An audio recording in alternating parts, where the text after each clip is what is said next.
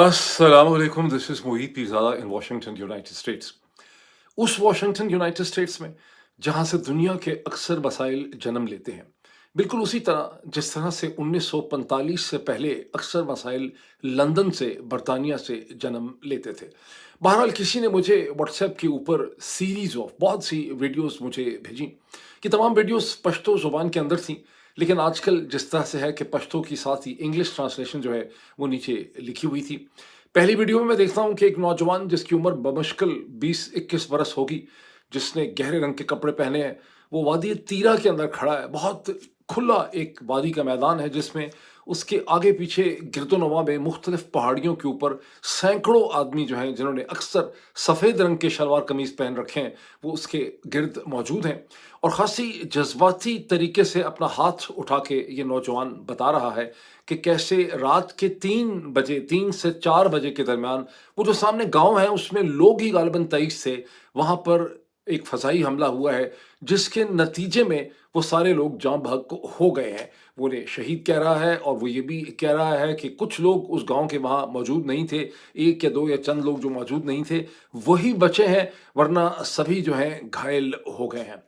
दूसरी वीडियो में मैं देखता हूँ कि एक और नौजवान जिसकी उम्र 30s में होगी, 30 बरस के दरमियान होगी, जिसने स्याह रंग की ब्लैक या डार्क शर्ट पहन रखी है, देखने में बहुत स्मार्ट, देखने में बहुत एजुकेटेड लगता है।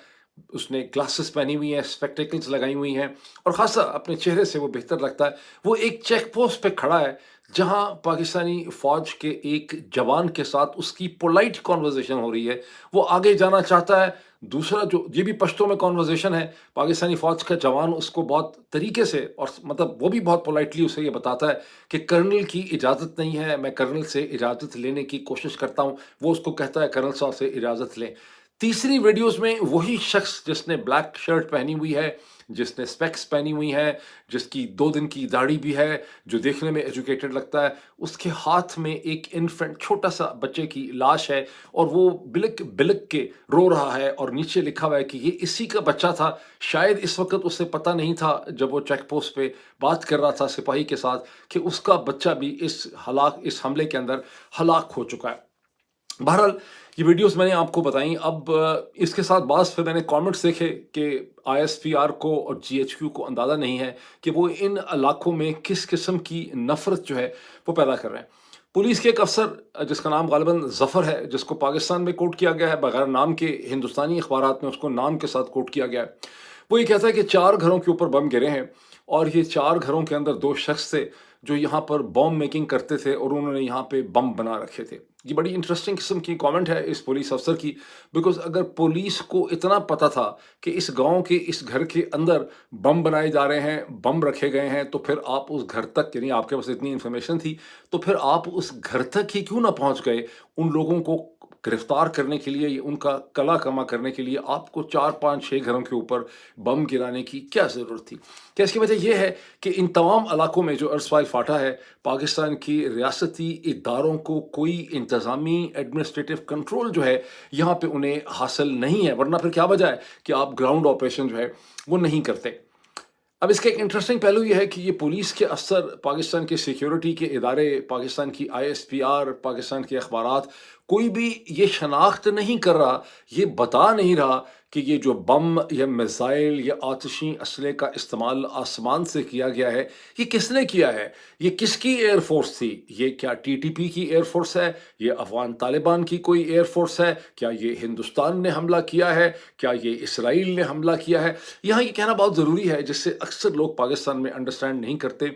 इसराइली फ़ौज ने बहुत ज़ालिम है, इसमें कोई शक नहीं है, बहुत ज़ालिम है, बहुत मरदूद हैं, लेकिन इसराइली फ़ौज ने तो गुज़श्ता 80 बरस की तारीख में कभी इसराइली लोगों के ऊपर हमला नहीं किया है। और इसराइली फ़ौज ने जब भी फ़लस्तीनियों पे हमले किए हैं 7 अक्टूबर के बाद से भी, तो वो साथ ही अपनी एक प्रेस रिलीज़ भी इश्यू करते हैं। अगर कोई ऐसा हमला होता है जिसमें उन पे बहुत तनकीद होती है, फिर उसकी एक्सप्लेनेशन भी देते हैं। वो कहते हैं कोलैटरल डैमेज हो गया, वो कहते हैं ये हो गया, वो कहते हैं हमारा मकसद ये नहीं था। हमारी तरफ से या हमारे यहाँ, हमारे खित्ते के अंदर ये एक अजीब रीत इस्टेब्लिश हो गई है, हमला हो गया है, 23 لوگ پاکستانی اخبارات کے حساب سے وہاں پہ جاں بحق ہو گئے ہیں۔ ہندوستانی اخبار ہندوستان ٹائمز کہتا ہے کہ 30 لوگ وہاں پہ جاں بحق ہو گئے ہیں، لیکن پاکستان کا کوئی بھی سرکاری ادارہ اس کی ذمہ داری نہیں لے رہا، اس کی ایکسپلینیشن آفر نہیں کر رہا ہے۔ ماضی میں ایسا بھی ہوا ہے کہ حملے ہوئے ہیں، کہا گیا کہ یہ حملہ ہی ہم نے نہیں کیا، کوڈ کاپٹر نے حملہ کیا ہے، یہ حملہ جو ہے وہ ٹی ٹی پی نے کیا ہے۔ ایمبیسڈر زلمے خلیل زاد جو افغانستان میں بھی اور عراق میں امریکہ کے ایمبیسڈر رہے ہیں، کچھ مہینے پہلے میں نے ان کا انٹرویو بھی کیا تھا، ان کی شخصیت سے آپ سب لوگ واقف ہیں۔ زلمے خلیل زاد نے ایک ٹویٹ کیا ہندوستان ٹائم کی سٹوری کو لگا کے، جس میں انہوں نے یہ کہا کہ یہ پاکستان ایئر فورس نے 30 لوگ جو ہیں اس کے حملے سے مارے گئے ہیں، ان کو اس کی ایکسپلینیشن دینی چاہیے۔ میں نے ان کو سوال یہ پوچھا کہ زلمے خلیل زاد صاحب، ایمبیسڈر صاحب، آپ کو کیسے پتہ چلا ہے کہ یہ پاکستان کی ایئر فورس نے کیے ہیں؟ یہ ہو سکتا ہے اسرائیلی ایئر فورس نے کیے ہوں، ہو سکتا ہے یہ ہندوستان کی ایئر فورس نے کیے ہوں، تو بھر یہ معاملہ ہے۔ اب چونکہ ہندوستان کا میں ذکر کر رہا ہوں، اسرائیل کا بھی ذکر ہو گیا، میں نے تھوڑی سی ریسرچ کی، بیکاز میں پہلے بھی کئی دفعہ اس کا ذکر کر چکا ہوں۔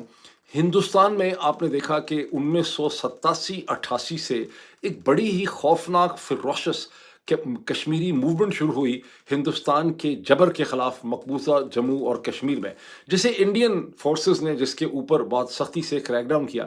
لیکن اس سارے ٹائم پیریڈ میں سٹارٹنگ فرام 1988 سے لے کے آج تک یہ چیز چل رہی ہے۔ اگر اس صدی کے 25 برس ڈال دیں، پچھلی صدی کے 12 برس ڈال دیں، تو ان 37 برسوں کے اندر ایک انسٹنس ایسا نہیں ہے کہ ہندوستان کی فوج نے کشمیر کے اندر انڈین ایئر فورس کو استعمال کیا ہو۔ انہوں نے اسمال ویپنز کے ذریعے، چھوٹے چھوٹے جو ان کے آرمورڈ یا ان کی جو بھی انفینٹری کے یونٹس ہیں اس کے ذریعے، یا بیسکلی فٹ سولجرز کے ذریعے انہوں نے اس لڑائی کو لڑا ہے۔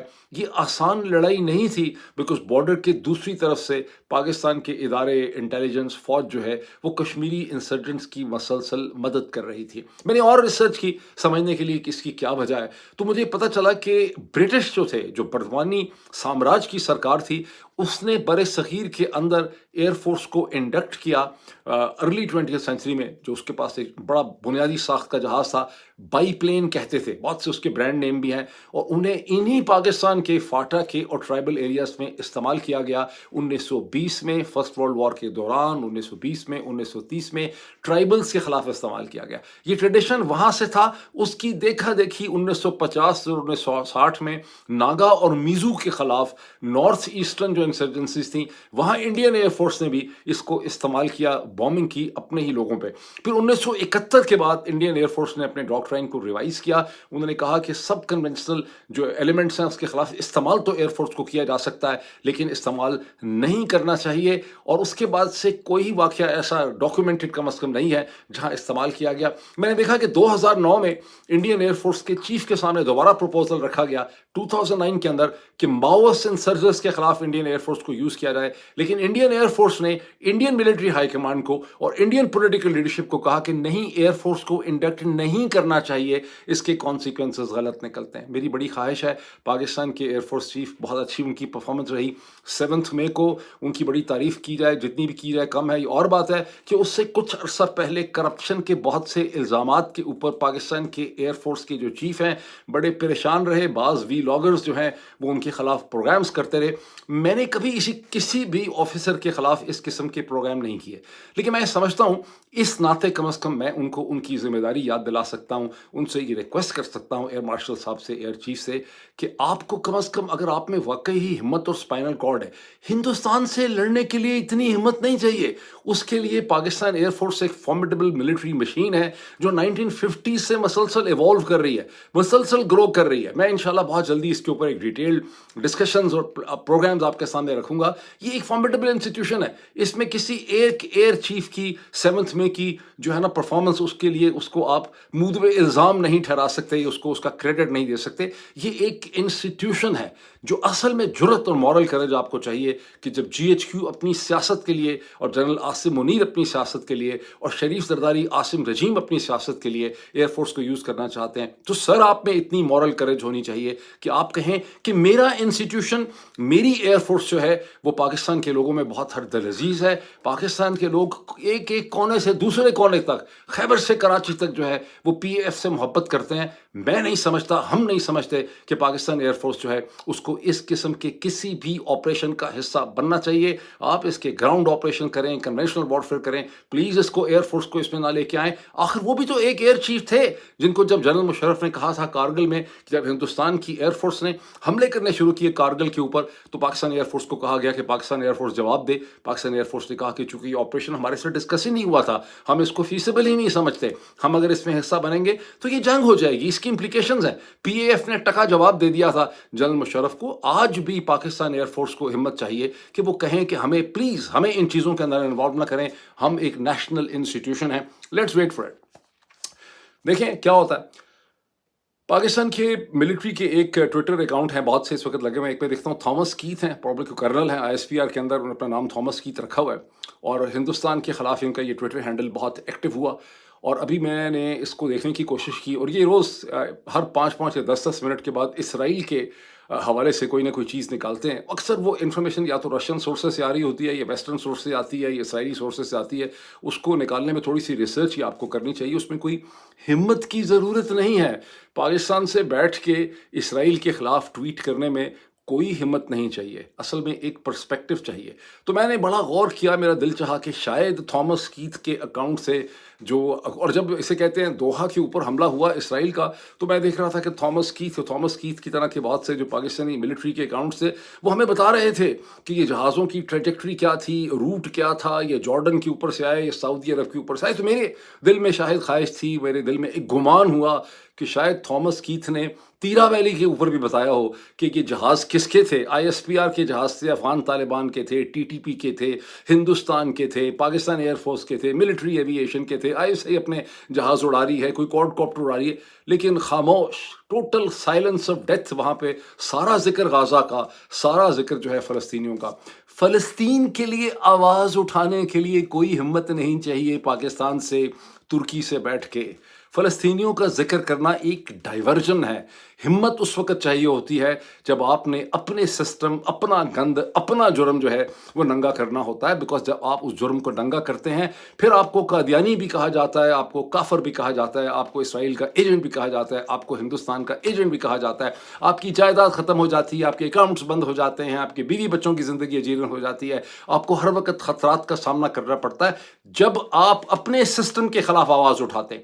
اور ان لائک پاکستان، ہزاروں اسرائیلی، ہزاروں یہودی جو ہیں وہ اپنے سسٹم کے خلاف آواز اٹھاتے ہیں، اس کے خلاف پروٹیسٹ کرتے ہیں، اس کے خلاف لکھتے ہیں، وہ ویلاگ کرتے ہیں، وہ اخبار میں لکھتے ہیں، وہ ایڈیٹرز ہیں، وہ ایکٹیوسٹ ہیں، وہ مار کھاتے ہیں، وہ اریسٹ ہوتے ہیں، اپنے سسٹم کے خلاف نکلتے ہیں۔ یہ وہ اخلاقی ہمت ہے جو یہودیوں میں تو ہے لیکن مسلمانوں میں نہیں ہے۔ یہ وہ اخلاقی ہمت ہے جو جیوز میں، اسرائیلیز میں تو ہے لیکن وہ پاکستانیوں کے اندر اخلاقی ہمت نہیں ہے۔ جو کچھ خیبر پختونخوا کے علاقوں میں ہو رہا ہے، سب سے بڑے اس کے ذمہ دار ہمارے پنجاب کے لوگ ہیں۔ پنجاب کے لوگوں کو شعوری طور پہ اٹھنا ہے۔ آپ سوئے پڑے ہیں، آپ کے دماغ موٹے ہیں، چربی چڑھی، آپ کو سمجھ نہیں آ رہی کہ یہ سارا کا سارا ظلم و ستم جو ہے یہ آپ کے نام کے اوپر کیا جا رہا ہے۔ میں مزید اس کی تفصیلات جو ہے وہ میں آپ سے شیئر کرتا ہوں۔ پاکستان آرمی کے بعض اکاؤنٹس میں نے دیکھے ٹویٹر کے اوپر، وہ یہ کہہ رہے ہیں کہ یہ تو CT آپریشنز ہیں، یعنی کاؤنٹر ٹیرر آپریشنز ہیں، یہ بڑے ضروری ہیں، ان میں اس قسم کا کولیٹرل ڈیمیج تو ہوتا ہی ہے، انہیں جاری رکھنا چاہیے۔ اگر یہ کولیٹرل ڈیمیج ہوتا ہی ہے اور یہ کاؤنٹر ٹیرر آپریشن ہے اور اس کے بغیر گزارا نہیں ہوتا، تو اسرائیل کا پرائم منسٹر نیتن یاہو بھی تو یہی کہتا ہے کہ حماس نے 2 3 دن میں 1200 میرے لوگ مار ڈالے، ہزاروں اور زخمی کر دیے، 250 لوگوں کو اٹھا کے چلے گئے، یہ فتنہ ہے، یہ روٹ کاز ہے، جب تک میں ان دہشت گردوں کو تباہ نہیں کر دوں گا اسی وقت تک مسئلے کا حل نہیں نکلے گا۔ اس نیتن یاہو کے آرگومنٹ میں اور آپ کے یہ جو سارے کے سارے اپولوجیٹک آرگومنٹس ہیں، اس میں فرق ہے کیا؟ لیکن اصل میں نیتن یاہو بکواس کرتا ہے۔ نیتن یاہو ہی کی ساری پالیسیز ہیں جس کے نتیجے میں اسرائیل کو 7 اکتوبر کا دن دیکھنا پڑا۔ 7 اکتوبر ایک پولیٹیکل اور پالیسی فیلئر تھا۔ درجنوں مواقع ملے اوسلو ایکارڈ سے لے کے 7 اکتوبر کے درمیان میں نیتن یاہو کو، اسرائیلی پولیٹیشنز کو، کہ امن کرتے، ایک ڈیوریبل امن ہو جاتا، 1 اسٹیٹ سولوشن، 2 اسٹیٹ سولوشن۔ انہوں نے تمام مواقع کو اپنی پولیٹیکل خود غرضی کے اندر ضائع کر دیا۔ فاٹا میں جو صورتحال ہے، خیبر پختونخوا میں جو صورتحال ہے، بلوچستان میں جو صورتحال ہے، اس کے لیے بھی پاکستان کے سول اور ملٹری پالیسی ڈیسیجن میکرز جو اکثر پنڈی اور لاہور کے درمیان میں پائے جاتے ہیں، یہ انہی کی ذمہ داری ہے۔ آرگیومنٹ ان کا کیا ہے ان منافقوں کا؟ آرگیومنٹ ان کا یہ ہے کہ یہ ٹی ٹی پی اور یہ ارسوائل اور یہ فاٹا کے لوگ جو ہیں، یہ تو ایک خاص قسم کا اسلام مانگتے ہیں، یہ ایک پریمیٹیو میڈیول قسم کی شورا مانگتے ہیں، یہ شرعی نظام مانگتے ہیں، یہ تو آئین کو نہیں مانتے، کانسٹیٹیوشن کے اندر ہم ان کو یہ چیزیں نہیں دے سکتے، یہ پاکستان کے قانون کے خلاف۔ یہ سب بکواس ہے۔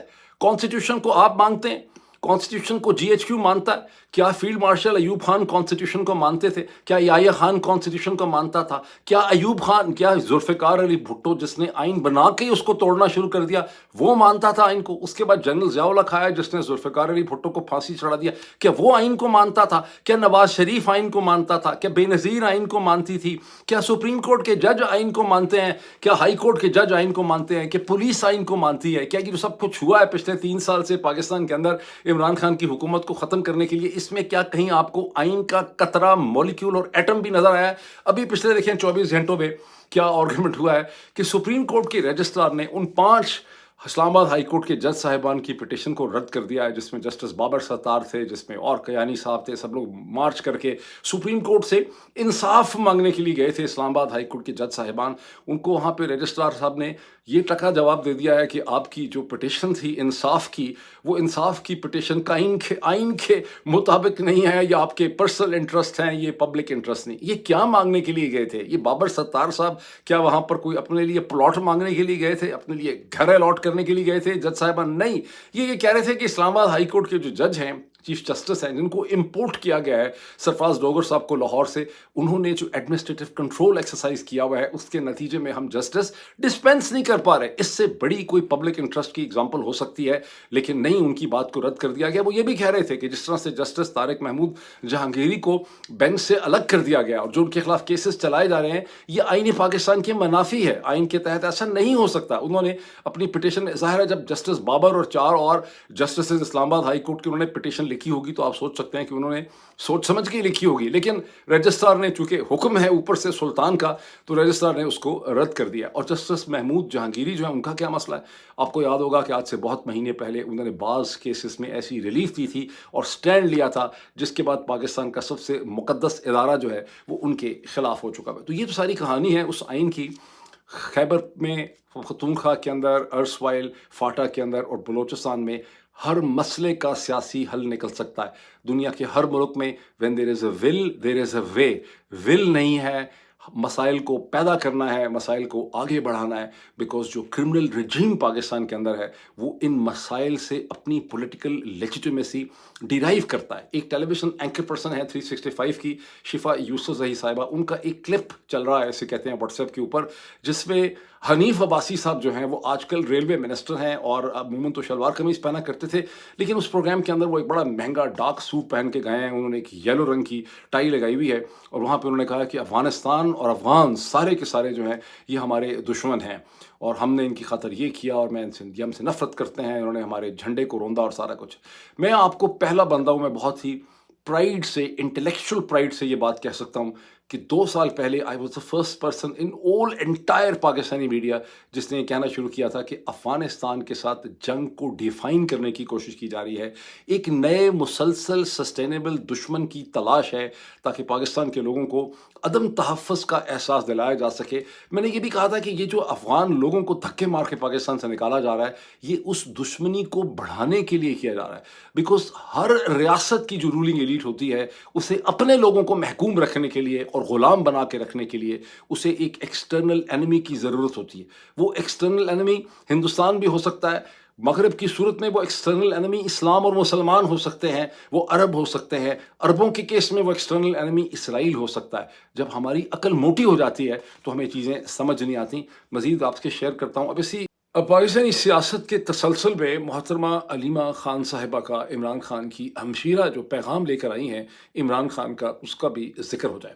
وہ کہتی ہیں یہ 4 نکاتی ایجنڈا ہے، 4 پوائنٹس ہیں عمران خان کے میسج کے، جو آج کی جو ملاقات ہوئی ہے اس حوالے سے۔ پہلا تو یہ ہے کہ وہ توشہ خانے کے حوالے کے کیس میں کہتے ہیں کہ جب مین وٹنس کریک کر گیا جس کی گواہی کے اوپر پورا کیس بنایا گیا تھا، اور اس کے بعد جب بریگیڈیئر محمد احمد جو ان کے ملٹری سیکرٹری تھے اور کرنل ریحان نے اپنی گواہی میں یہ کہا کہ جو کچھ انہوں نے کیا وہ ایز پر ڈاکومنٹیشن کیا، تو یہ کیس کولیپس کر جاتا تھا اگر کوئی رول آف لا ہو اور اگر اس کے پیچھے کوئی پالیٹکس نہ ہو، تو ایز پر تو کانسٹیٹیوشن تو اسے کولیپس کر دینا چاہیے تھا۔ دوسری بات انہوں نے کی کہ پاکستان کی کرکٹ کے اب یہ حالات ہو چکے ہیں۔ 2021 کا میرا خیال انہوں نے کہا کہ پاکستان نے ہندوستان سے 10 وکٹوں سے میچ جیتا تھا، لیکن اب صورتحال یہ ہو چکی ہے کہ اب جب تک جنرل عاصم منیر اور محسن نقوی کو جانا پڑے گا اوپننگ بیٹسمین، اور ان کے ساتھ 3 امپائر چاہیے، 3 امپائر۔ وہ 3 امپائر کون سے ہیں؟ ایک قاضی فائز چیسا، ایک سرفراز ڈوگر صاحب، اور ایک سلطان راجہ جو ہے نا، جو الیکشن کمیشن کے پاکستان الیکشن کمیشن کے سکندر سلطان راجہ صاحب۔ یہ 3 امپائر چاہیے پاکستان کو کرکٹ کا میچ جیتنے کے لیے۔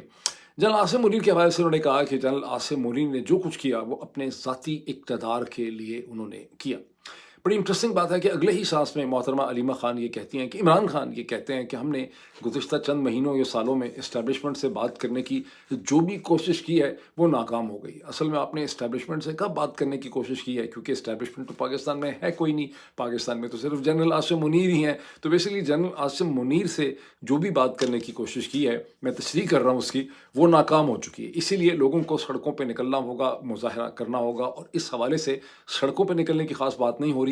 27 ستمبر کو ایک بہت گرینڈ جلسہ اور ریلی آرگنائز کی جا رہی ہے پشاور کے سیف مقام میں، لیکن عمران خان توقع یہ کرتے ہیں کہ پنجاب سے بھی لوگ جائیں گے اس میں شرکت کرنے کے لیے، اور پھر عمران خان کہتے ہیں کہ اس کی ذمہ داری جو ہے وہ علی امین گنڈا پور اور جنید اکبر صاحب کو دے دی گئی ہے۔ اب عمران خان بھی اچھی طرح جانتے ہیں کہ علی امین گنڈا پور کی بڑی مجبوریاں ہیں، ان کا دل کہیں اور ہے، ان کا دماغ کہیں اور ہے، ساری کہانی، لیکن عمران خان کی بھی مجبوری ہے کہ وہ اب علی امین گنڈا پور سے اسٹیج کے اوپر جان نہیں چھوڑا سکتے۔ ہوگا کیا 27 ستمبر کو؟ میرا خیال ہے علی امین گنڈا پور میں اور جو پشاور کے اندر ISI کا سیکٹر کمانڈر یا GHQ کو نمائندہ ہوگا، اس کے درمیان میں ایک نیگوسیشن ہوگی۔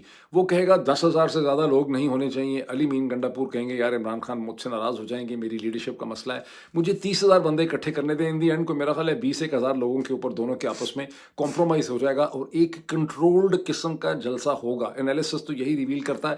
اب دیکھیں آگے جنید اکبر اس میں کوئی ہمت دکھا دیں تو کچھ ہو جائے، لیٹ سی۔ بہرحال علی بہت ایک انٹرسٹنگ بات انہوں نے کی عمران خان صاحب نے اپنے میسج میں، اور وہ بات انہوں نے کی کہ سعودی پاکستان جو دفاعی معاہدہ ہے اسے وہ افرم کرتے ہیں، سپورٹ کرتے ہیں۔ انہوں نے یہ کہا کہ پاکستان کے انٹرنیشنل لنکیجز ہونے چاہیے۔ یہاں تو بات منطقی ہے، لاجیکل ہے کہ پاکستان کے مشرق وسطیٰ میں اور دنیا کے ساتھ لنکیجز ہونے چاہیے، پاکستانی ریاست کا لیوریج بڑھنا چاہیے، لیکن جو اگلی چیز ان کو کوٹ کرتے ہوئے محترمہ علیمہ خان نے کہی وہ تھوڑی سی مشکل ہے، ہضم نہیں ہوتی۔ انہوں نے کہا کہ ارض مقدس و مقدس مقامات کا دفاع جو ہے وہ ہر پاکستانی کا فرض ہے، یا اس کی ذمہ داری ہے، یا بڑا فخر اس کے لیے محسوس کرتے ہیں۔ عمران خان ظاہر پولیٹیشین ہے، بہت سی چیزیں پولیٹیشنز کو ایسی کہنی پڑتی ہیں، پولیٹیشنز ایسی باتیں اس لیے کرتے ہیں کہ ان کے عوام اس قسم کی چیزوں کے اندر بلیو کرتے ہیں، لیکن جب ہم انالیسس کرتے ہیں تو ہمیں اچھی طرح سے پتہ ہے کہ پاکستان کا ریلیشن شپ ہو کلیکٹو سعودی عرب کے ساتھ کوئی ڈیفنس پیکٹ ہو، یا امریکہ کا 1945 سے اب تک ایک کلیکٹیو ڈیفنس ہو سعودی عرب کا، ان دونوں کا تعلق ارض مقدس یا مقدس مقامات کے ڈیفنس سے نہیں ہے، اس کا تعلق مشرق وسطیٰ کی مونارکیز و بادشاہت کے ڈیفنس سے ہے، اور یہ ڈیفنس ہے against the people and the Muslims of Middle East, جن سے خوف ہے۔ یہ خوف اسرائیل سے نہیں ہے، اسرائیل کا اور عرب مونارکیز میں ایک قدر مشترک و کامن انٹرسٹ ہے۔ اسرائیل بھی یہ چاہتا ہے کہ مونارکیز کنٹینیو کریں، کیونکہ اگر مونارکیز فال کر جائیں، ڈکٹیٹرشپس فال کر جائیں، تو پھر لوگوں کی حکومت آ جائے گی، لوگوں کی حکومتیں ہوں گی تو وہ زیادہ اسرائیل کے خلاف ہوں گی۔ آگے ایران کے ساتھ اسی قسم کا مسئلہ جو ہے وہ ان کا بنا ہوا ہے، اور یہی وجہ ہے کہ عرب اسپرنگ کے بعد محمد مرسی کی ایجپٹ میں جو حکومت تھی اس کے 2 دشمن تھے، ایک سعودی عرب اور دوسرا اس کا دشمن تھا اسرائیل، کیونکہ اس حکومت سے خطرہ جو ہے وہ محسوس کیا جاتا تھا۔ بہرحال آئی ہوپ کہ many people can understand these nice points کہ پولیٹیشنس کو ایسی باتیں کہنی پڑ جاتی ہیں اور ہمیں بھی ایک کان سے سن کے دوسرے کان سے نکال دینی چاہیے۔ بہت سے اور ایشوز ہیں۔ آج ہی کے دن میں فرانس اور سعودی عرب نے ان کا ایک بہت امپورٹنٹ انیشیٹو ہے یونائٹڈ نیشن جنرل اسمبلی میں، and this is in fact peaceful settlement of the Palestinian question, जैसे पहले जुमला इस्तेमाल किया जाता था ना 20वीं सदी के शुरू में, द जूविश क्वेश्चन, इसी तरह का peaceful settlement of the Palestinian question जो है उस पर आज बहस हो रही है। ये फ्रांस और सऊदी अरब का इनिशिएटिव है। इसकी तफसीलात मैं अगले वीलॉग में आपके साथ शेयर करूंगा। At the same time Donald Trump ने दो ऐसे इनिशिएटिव्स लिए हैं। एक ओपीटी है which is on the optional practical training जो स्टूडेंट्स करते थे फ़ौरन, उसके ऊपर उनकी इनकम पे टैक्स लगा दिया गया है, सोशल सिक्योरिटी और मेडिकेयर का। लेकिन उससे ज़्यादा बड़ा मसला ये है कि एक सेनेटर ने एक बिल इंट्रोड्यूस किया है जो ये कहता है कि जो अमेरिकन कंपनीज ऑफशोर सर्विसेज इस्तेमाल करती हैं और वहाँ पैसे बाहर भेजती हैं, हिंदुस्तान पाकिस्तान जहाँ कहीं, उसके ऊपर 25% टैक्स होना चाहिए। ये एक बहुत सीरियस सिग्निफिकेंट चीज़ है। इस वक्त इसे हिंदुस्तान के तनाजुर में देखा जा रहा है। अभी इसकी डिटेल्स ने सामने आना है, इसके ऊपर एक बहस होनी है, लेकिन इससे वो तमाम पाकिस्तानी बिजनेसेस भी हिंदुस्तानियों की तरह इफेक्ट होंगे जो अपना बैक एंड पे काम जो है वो लाहौर, कराची, फैसलाबाद से करवाते हैं। इसकी मैं तफसीलात जो है वो अगले वीलॉग में आपके साथ शेयर करूंगा। अभी इतना ही। Thank you so much.